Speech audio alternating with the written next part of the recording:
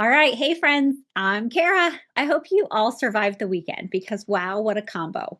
For us, we had Halloween on Friday. Our family does Thanksgiving the first Saturday of November. So we had our Thanksgiving and then daylight savings on Sunday. It was the perfect test for the holidays. And honestly, it gave me a great chance to practice the same habits and skills that have made my weight loss sustainable. So, today, I want to walk you through what that looked like for me, how I planned, what I chose to eat, how I handled leftovers without feeling deprived or stuffed. So, first up, Halloween. I decided ahead of time I wanted some candy too. I was going to enjoy it, but I didn't want to binge on just the random, just okay stuff. Instead, I bought myself my favorite, one of my favorites. I got the cranberry dark chocolate bar from Aldi. If you haven't tried Aldi's chocolate, it is so good. Who would have guessed, right? That one simple decision, planning for what I actually wanted, helped me feel satisfied instead of guilty or restricted. So I wasn't digging through the candy. I did have some other pieces, but I made a plan of what I really wanted first. And that kind of set the stage so that I didn't need everything because I was actually getting what I needed, what I wanted, and I had already made sure it happened. All right. Then came our family Thanksgiving on Saturday. Before we even had the day of, I was thinking about what's usually on the table, what people were usually bringing. I asked myself, what do I definitely want to eat? What do I not really care about? That way, when I was ready, I was already there. I already had a plan. Because let's be honest, in the moment, it's easy, very easy to get caught up in the excitement and the pressure to try everyone's dish or just not want to miss out on anything. So here's what I did. I knew I wanted to enjoy dessert. I am a dessert girl through and through. So I made sure my meal had some nutrition in it first so that I could have fun second. I had turkey and ham. I put a spoonful each of corn and mashed potatoes. I put a little corn casserole on there because my daughter in law made it and it was her first time bringing a dish. She was really cute and said, I've never been asked to bring anything but myself before. I said, you are a married woman now and it is time to make something. So she chose corn casserole. So I wanted to try it for her. And it was good. Diana, you did a great job. And I had a roll that I only actually took about one bite of, and I had a couple double things. So then I filled in my plate with some roasted sweet potatoes and Brussels sprouts that I made myself so that I would know that there would be some veggies there that were not buried in casserole. I am sorry, but I am normally not a casserole girl. I like my food to all have its own flavor, and that casserole just it's not me. So I don't like all those traditional Thanksgiving foods, but this would work with that too. Make a decision of what you like first and then make sure you're getting that part on your plate. All right. So when I said that I put a spoonful of each thing on there, I'm telling you it was a spoonful. I grabbed like one of those little clear plastic white spoons, whatever they are, and I put what I want on there, not a heaping serving spoon that, normally goes in the dish. That visual has helped me see my portions instead of just ending up with mountains of food on my plate. Like, oh, I want a bite or two of this, I want a bite or two of that. And so every time I put that plastic spoon full on my plate, I know I'm getting a bite or two of each thing instead of a whole scoop. One scoop can easily be 10 spoonfuls, and that sometimes is most of what I eat. So I eat more than that, but like you get the idea. So a spoonful or two of each thing, it helps me kind of get a little of everything that I really wanted without having too much on my plate. Every time you do that, it's a decision made, and I don't have to make the decision later of how much of it, right? Makes it a little easier. So now, yes, my plate, it looks different than a lot of other people's or most of the people that I eat meals with. And sure, I still had more than I probably needed for myself, but it started with less and it only had the foods that I really wanted. So then as I ate, I noticed I was asking myself questions. And so now that this has become just what I do, it's easy to forget that this was something that was a big deal when I was first losing weight and learning how to eat through the holidays. So some of the questions I'd ask myself is, how much of this do I really want or need? We're used to asking ourselves, do we like this? Is this something I like? But as I'm asking, like, do I really want more of this? Would I rather not have as much of this? What am I deciding? And it's very intentional without it even feeling like it took up the whole meal. How much of this do I really want or need? I ask myself that quite often as I would look at the things on my plate. And I know that I eat like a toddler. My husband tells me that often. And so a lot of times I eat the thing I like the best first, and then I'll eat the other things later. This meal, I knew I really wanted to have some nutrition with it too. And so I ate kind of differently. Otherwise, I would have probably just had dessert. But I wanted some nutrition, so I ate the food items that I liked first. And so, how much of this do I really want or need? And then I started thinking, do I want more dinner, or would I rather maybe stop here sooner and have more room for dessert?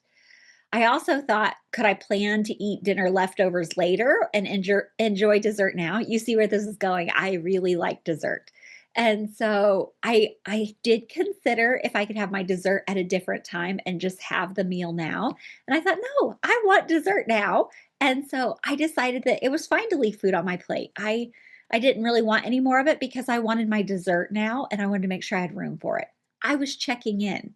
I was not restricting. There was no deprivation there. I was just being aware and making intentional choices. So, no right or wrong to it. It's just what served me and what I wanted in that moment. So, now let's talk about family comments because sometimes those happen and my family have gotten pretty good, but like in the beginning there were more comments. A lot of times they're just trying to figure out what's going on. So when your plate looks different, when you're doing things different, when I lost 70 pounds, so my body looks different, people will notice. They're trying to figure out what you're doing.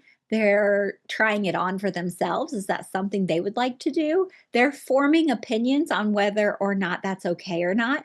And sometimes it sounds like whether it's okay or not for you to be doing it. But it's also them trying to figure out if it's something they even could do or they want to do. And so it might sound something like this. You might hear things like, that's not enough food.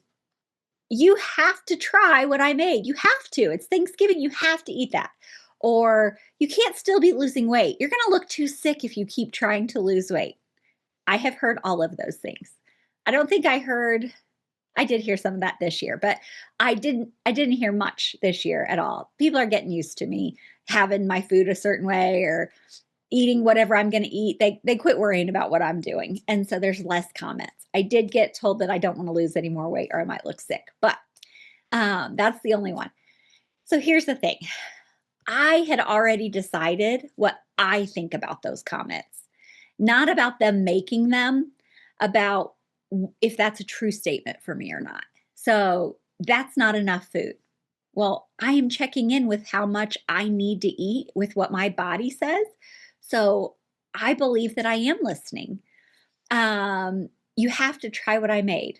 Well, I wanted to try what my daughter in law made. And so I did take a spoonful of it. I know for a fact I don't like mac and cheese. I know for a fact I don't like green bean casserole. There's a lot of things I don't like. And so I'm okay with not having those. It doesn't negate that the person brought them or how wonderful it was that they made it, whether it was from scratch or from a frozen meal. I don't care.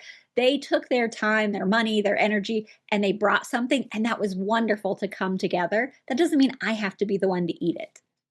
And so I've already decided what I like and what I don't like. I don't need other people to tell me. And I'm willing to have a bite of something if I'm unsure, but I don't need to have any more than that. I'm the gatekeeper of my mouth now. I get to decide. And then when people have decisions about whether or not I'm losing weight or if I look good or bad, those are their opinions. And I have mine. And so sometimes I would say things like, that's not something I'm willing to talk about right now. I'm still deciding what I think about it, or I'm working with my doctor, but thanks for being concerned. And so, like, I would have something already thought of how I would respond to that. So those comments, I've already decided what I think about them. I've decided what my opinion is about them. And so they don't sting like they used to. Because I know those comments say more about their worries and beliefs about themselves, probably even than about me. We've all been told mixed messages, and maybe those mixed messages sound like finish your plate. Oh, don't waste food. Watch your weight, but don't eat too little, but don't eat too much, right? Only put on there what you're going to have, but you should have more. It's very confusing. And for years, family gatherings have been a time to binge together, right? We all talk about our Thanksgiving stretchy pants. There's a reason why that's a thing. It has been the time to get together and binge. So now I look forward to the connection, the laughter and the teasing, the chaos, the naps. We had people sprawled all over our house. Our niece's boyfriend said that our house has a very cozy, warm feeling to it. And we don't have the largest house. We had 22 people at Thanksgiving. And they invade our whole house, and I love every moment of it. I don't want things broken, but at the same time, I am fine with clutter and cleanup later. So I look forward to that connection. The like I said, the laughter and the teasing and the chaos, the naps, and our family's very competitive game of musical chairs. If you know, you know. But that's what the holidays are about for me: being together, not eating everything in sight. And some parts of food are absolutely crucial to it. If you have someone who makes something and you can't imagine the holiday without it, I would never want you to not have that as part of your holiday meal just to be able to lose weight. I want you to know how to have it. So, let's talk about leftovers, right? Because and then there's leftovers. I've learned a little trick for this. I set out a stack of take home containers. You know what I'm talking about, those little black ones with the clear lid. Then I go tell everyone, go ahead and make yourself a plate for later. I've got the takeout containers out. And usually it's, our 20 something crowd who really likes that. They're living on their own, maybe not having all the home cooked foods and things like that. I'll even make some for me sometimes. So it makes cleanup so much easier, and it keeps me from having to decide later what I'm going to do with all that leftovers. If I should eat it, if I should throw it away and I feel guilty, if I just keep nibbling until they're all gone, right? And if I want more, I do. Like I said, I'll make my own container right then so that I know what I really want for later. That way I don't feel FOMO. I don't feel that fear of missing out because I already know I'm going to get to enjoy it again. No one's taking it because it's in my container with my name on it, right? And I'm going to eat it again when I'm hungry. And that includes dessert. I'll put some of the dessert in a container for myself, knowing like, okay, I got dessert for the next few days.